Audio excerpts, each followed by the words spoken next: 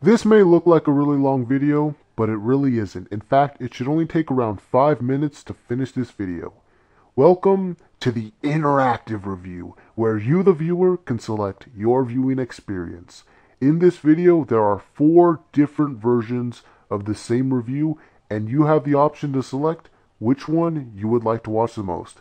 Since I'm only going to review TNA a few times per year, just to maintain my own personal records, might as well go all out. So go ahead and choose the review that sounds most interesting to you.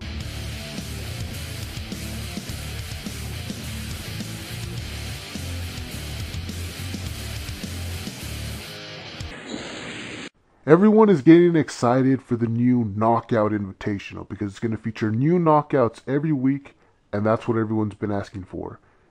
But in reality, this is no different than what WWE did with Ryback last year. You know, when they had him squash a different legend every week. That's all this is. It's Fail Kim, once again, doing more damage to the division than good. Because for one, most of the knockouts that they bring in are never going to be officially a part of the roster. And whatever knockouts do get signed will have already been ruined by the time they make their debut, because their debut match will have been as one of the women who couldn't beat Fail Kim. This whole concept could only benefit one woman, and that's Fail Kim. It won't even benefit the knockout that does eventually beat Fail Kim, because just like what happened with Brooke, by the time that a new knockout becomes champion, there won't be a division worth being champion of. The division will be even more damaged than what it is today. And that's assuming they'll even bring in a new knockout. What wouldn't surprise me if this was all just leading to Tamina Snuka winning the title, since TNA is so obsessed with that idea. And you know what, at this point, I don't care. The knockout division is dead no matter what they do. Until they release Fail Kim and get rid of Tamina Snuka. Only then can the division prosper. And I challenge anyone to justify the positives of Fail Kim still being there compared to all the negatives that come along with still having her there. But moving on, if you're watching this by taking the Knockout Zone shortcut, don't worry, you haven't missed anything. For everyone else, go ahead and rate this week's edition of TNA Impact Wrestling. Thumbs up or thumbs down.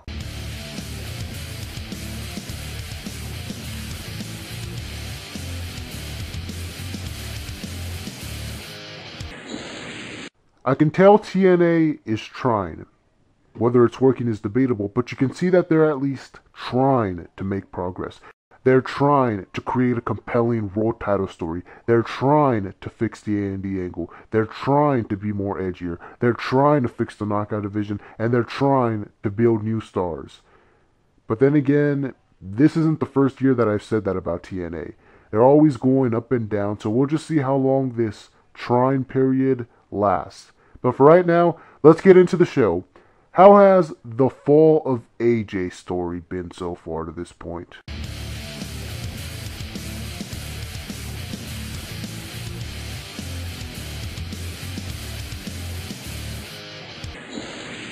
I'll give this credit on one thing. It's trying to do what the Summer of Punk didn't do. So, in a way, it's one of those rare, improved rehashes. The only thing is, what's the big blow-off going to be? A big match between AJ Styles and Dixie Carter? You know what? That'd actually be one of the most interesting matches that TNA could ever do. I prefer seeing that over AJ Styles versus Magnus any day of the week. And speaking of Dixie Carter, how many of you have hopped on the Dixie train by now?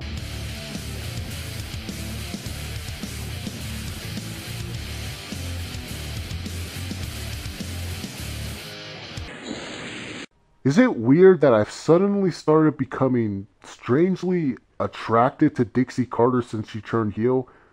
I don't know what it is, but for some reason that condescending, bitchy attitude just makes her seem like the hottest MILF in the world.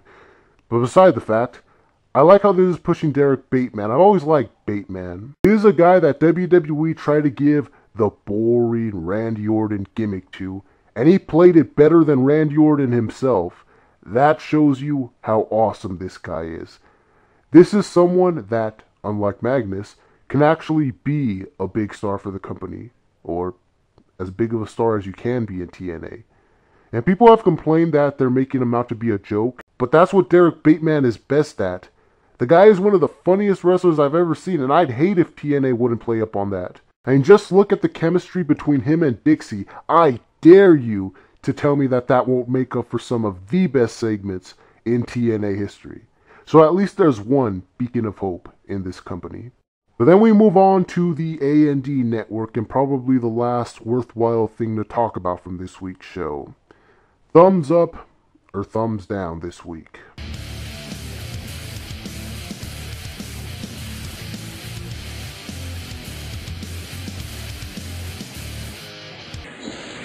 The one shining light to this entire thing is that by the end of next week, it's finally going to be all over. And once it is, maybe there'll be some hope for everyone involved. Hopefully that ending tonight is the last we'll ever see of Brad Maddox again. Taz can stop being an annoying heel commentator and going back to being an entertaining, neutral commentator, like he used to be on SmackDown, back when he was actually good. Mike Knox can go off to be a powerhouse. I think he could do fine on his own. I'd like to see him do something where he tries to steal Brooke from Bully Ray. That way he can officially say that he's been with every member of Extreme Expose. And Kennedy, personally I prefer if he lost that match. That way he can jump back to the WWE, because I don't think there's much for him to do in TNA anymore. But we'll see. But that's just about everything that we need to talk about from this week's episode of TNA. Everything worth talking about. Told you it'd be a short review. All that's left is the turning point predictions. But if you want, you can go ahead and try out some of the other reviews in this video.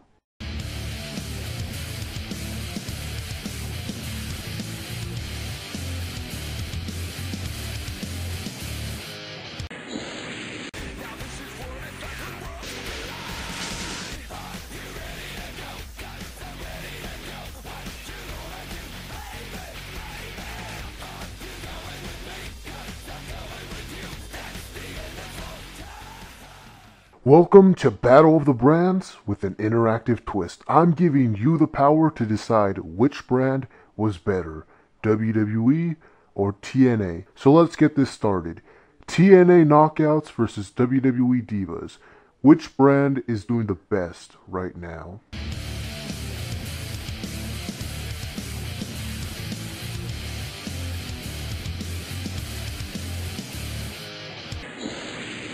There shouldn't even be a debate about this. The Divas division has been superior to the Knockout division since 2012. In the Divas division, you have variety. Right now, there's 6 potential contenders that could challenge AJ Lee for the championship at any time. The Knockout division only has 1 active knockout. Every other knockout in the division right now has been reduced to a valet. They're trying to bring in new knockouts every week, but I don't see how bringing in jobbers to get squashed by one person every week is going to help make the division any better. Plus, one thing TNA is doing right now is just a blatant ripoff of what WWE is doing with AJ Lee and Tamana. And as much as I hate Tamana, even I can admit that Tamana is better than Lady Tampon. You can't even argue that the Knockouts have better wrestlers or better matches anymore, or that TNA cares more about the Knockouts than WWE does their Divas. Then you add in Total Divas to WWE side, and there's just no more argument. So continuing with the WWE versus TNA portion, if you're watching this via the Knockout Zone shortcut, don't worry, you haven't missed anything. Now then, overall this week, which brand put on the better show?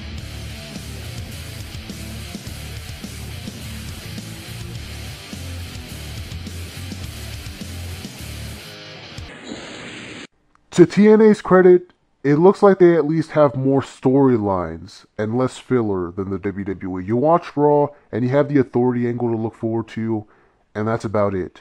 Everything else is just there almost just to take up time, and that's really how it feels. Whereas in TNA, there's at least a little something to everything.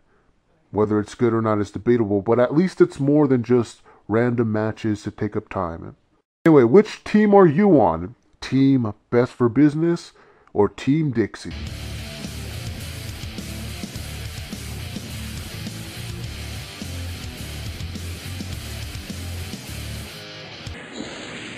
If we're just basing this off of this week's episode, then yeah, Dixie takes the victory by default. Who thought it was a good idea to put Kane in a suit? That right there is enough of a reason to give the advantage to Dixie. Plus, Derek Bateman alone makes a much better face of TNA than Randy Orton does in the WWE, and I truly mean that. Because if you ever watched Derek Bateman on NXT, you'd know that WWE tried to give him that boring Randy Orton gimmick, and he played that better than Randy Orton. So at least for this week, TNA has the advantage. Now the final TNA WWE battle for this week, wasn't that much of an eventful week. Which show is giving us the most promise? What show is looking like it's leading to the much better future?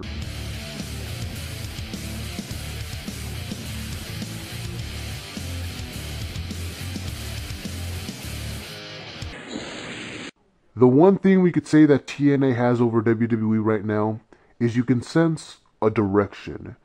That's not to say WWE doesn't have one, but at times, and especially like this week, it doesn't feel like they know what they want to do. Whereas in TNA, you know where everything is heading, even if it's just a rehash of a WWE storyline. This tournament is going to be breaking off into a couple other feuds.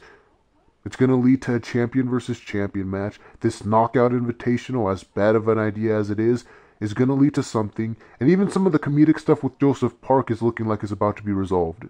So I'll give that much to TNA. And on that note, that concludes this portion of the video. All that's left is the TNA Turning Point review.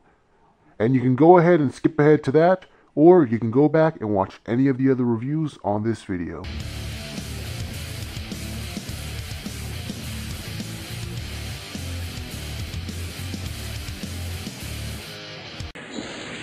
The one positive is the Knockout Invitational means new knockouts every week, which means more opportunities for other women in the independents to get noticed.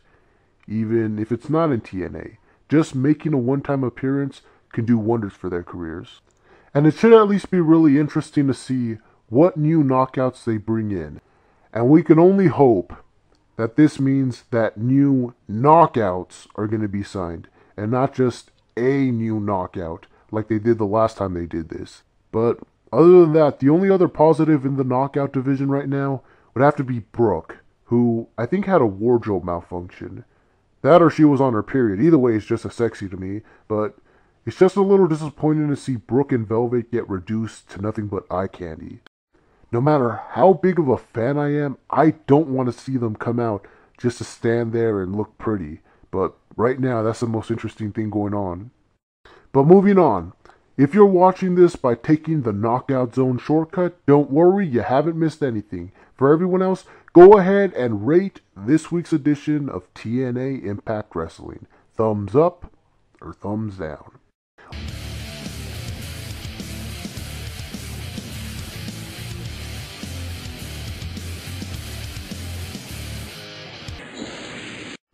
The one thing I'll give the TNA knockouts over the WWE Divas is that there's at least a direction. The Divas division doesn't look like it knows where the hell it's going or what the hell it's trying to do. At least we know where the knockout division is heading. It may not be that bright of a future, but at least it has some direction.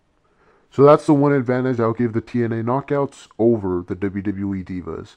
Continuing on with this WWE versus TNA portion, if you're watching this via the Knockout Zone shortcut, don't worry, you haven't missed anything. Now then, overall this week, which brand put on the better show, WWE or TNA?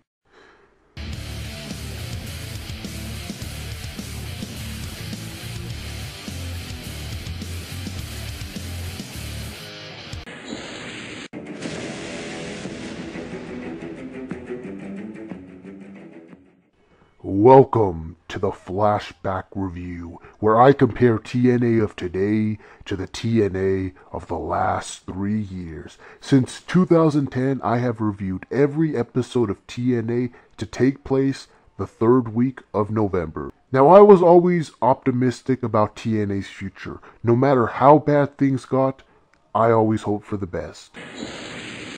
I mean, yeah, they're gonna go through some shit, but they're going to have to go through some shit to be able to get better. Of course, TNA has its flaws, but hey, let's look at all the great things they're doing, because I can guarantee you it's not going to last much longer.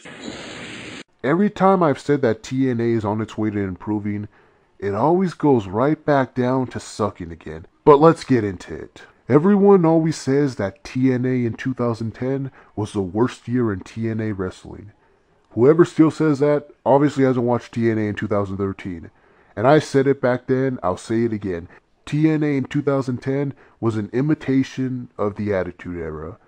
You had random heel turns every segment. You had random gimmick matches for no reason. Everything was hardcore. The storylines were wacky and creative. Before Fail Kim came back, when the Knockouts had 2 feuds every single week and were allowed to do crazy stuff like brawls, wrestling the men, and lesbian angles. And I miss this TNA. I want this TNA back.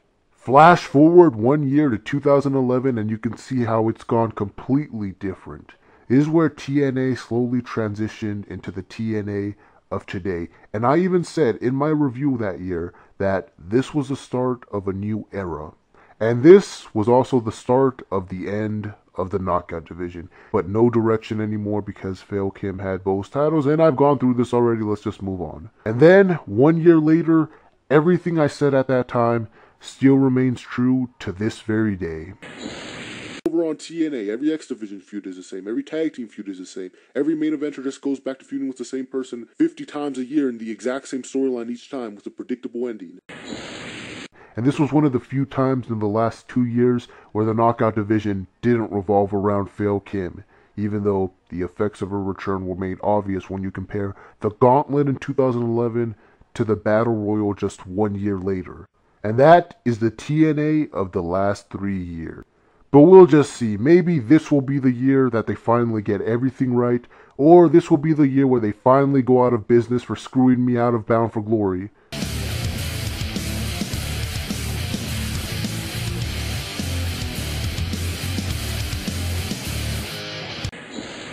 Every week that TNA doesn't go out of business, I cry myself to sleep at night. I hate TNA. I hate everything that they stand for. And it still pisses me off to this day that I didn't get to interfere at Bound for Glory and spit water in Fail Kim's face like I had planned on doing. At least if I had did that, I would have felt some closure with the company. Now all I can do is sit here and wait patiently until hopefully, WWE buys them out and puts them out of their misery.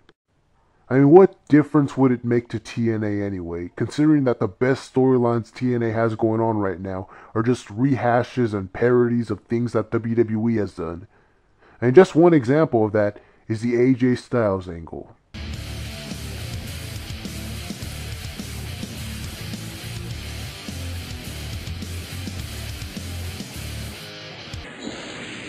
Everyone's marking out and talking about how this is the greatest thing since the Attitude Era. This has been the most predictable story of all time. Everyone knows where this current story is going because it's already happened before. It's just a repeat of the Summer of Punk, beat for beat, even right down to the tournament to crown a new champion just so they can have a champion versus champion match. And it's like that with everything that TNA is doing right now. Another example of that, the heel Dixie angle.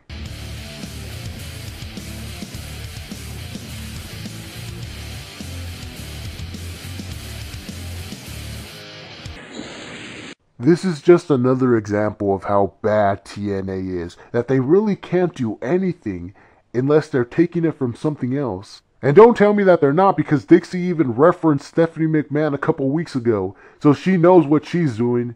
Isn't this supposed to be an alternative? I thought that the great thing about TNA was that it's not like WWE. This is why I don't understand why TNA marks hate WWE so much when the only good ideas you get out of TNA are from WWE. The heel Dixie character is one of the only good things they have going on right now, which makes me wonder, what would TNA do if WWE was just as bad as coming up with ideas as they were? I wonder what Dixie Carter would be doing right now if Stephanie McMahon had decided that she didn't want to be an on-screen character again. Do you have any idea how bad TNA would be right now if they didn't steal ideas from the WWE? The A&E Network is a prime example of just how bad original TNA ideas churn out. How's this feud with Mr. Kennedy and Bully Ray coming along?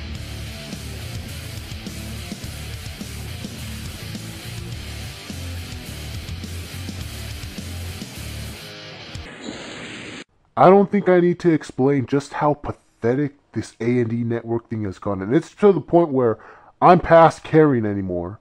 I don't care that Mr. Kennedy is back. In fact, I'd rather he lose the match next week just so he can jump back to the WWE. I don't care about Brooke anymore. Well, I mean, I still care about parts of her, because TNA only wants me to care about parts of her and her twerking. No one cares about the other two guys. Hopefully after tonight, that's the last we'll see of Brad Maddox. And I don't care about Bully Gay. The sooner this is all over, the better. Well, then again, even after it's over, it's not like it could get much better than this. That's all that needs to be said about this. And that's just about all that needs to be said about TNA this week. Told you it'd be a short review. All that's left is the Turning Point predictions. But if you want, you can go ahead and try out some of the other review concepts in this video.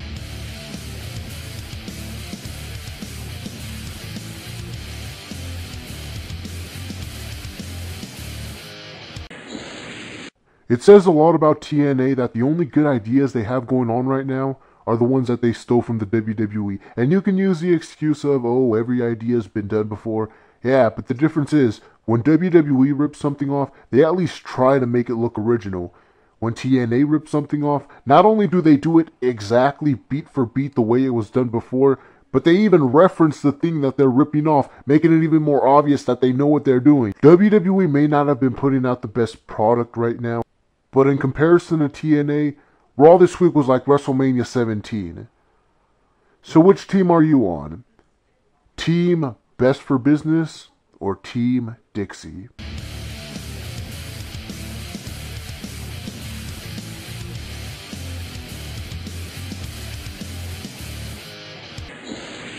Alright, no contest. Hell, I'd even say Vicky Guerrero is superior to Dixie Carter. Yeah, at least the mini power struggle that's going on this week makes sense. In TNA, you have people booking themselves in matches as if everyone has that kind of power. So the edge goes to WWE on that. The final TNA WWE battle for this week, yeah, wasn't that eventful of a week. Which show is giving us the most promise? What show is looking like it's leading to a much better future?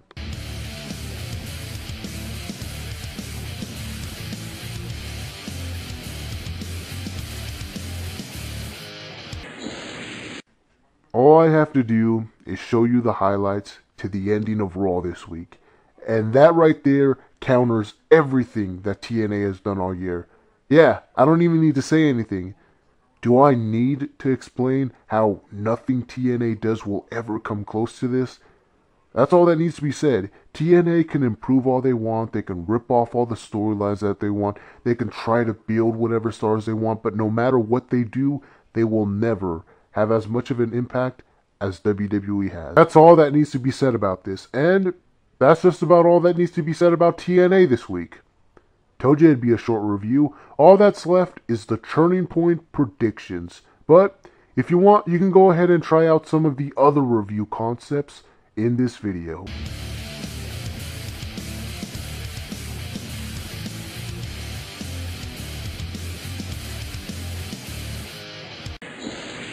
Welcome to the interactive review, where you, the viewer, has control over what I say in this video. I'll be using a simple format for this video: thumbs up or thumbs down. First and foremost, the knockout division. Are there bright times ahead, or is it only going to get worse from here?